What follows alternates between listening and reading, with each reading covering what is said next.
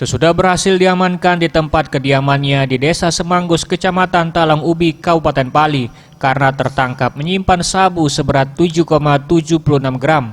Tersangka pelaku AS dibawa ke Mapolres Pali guna dilakukan pengembangan.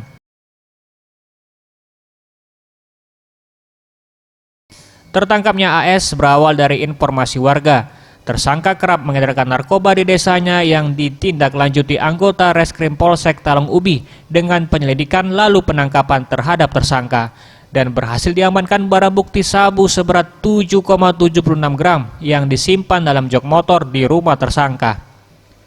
Menurut pengakuan tersangka bahwa barang bukti sabu milik anaknya yang belum tertangkap polisi, di mana tersangka bersama anaknya memang kerap mengedarkan sabu untuk memenuhi kebutuhan hidup karena bekerja sehari-hari menyadap karet tidak bisa mencukupi.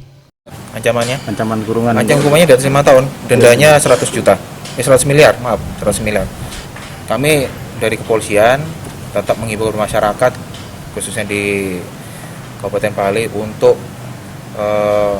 ikut membantu kepolisian dalam memberantas peredaran narkoba yang sangat-sangat merugikan masyarakat, khususnya pemuda di Kabupaten Pali ini.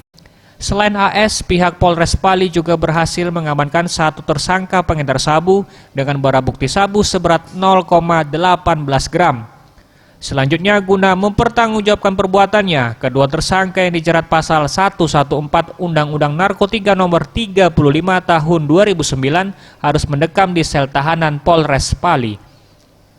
Boris Simbolon, Sriwijaya TV.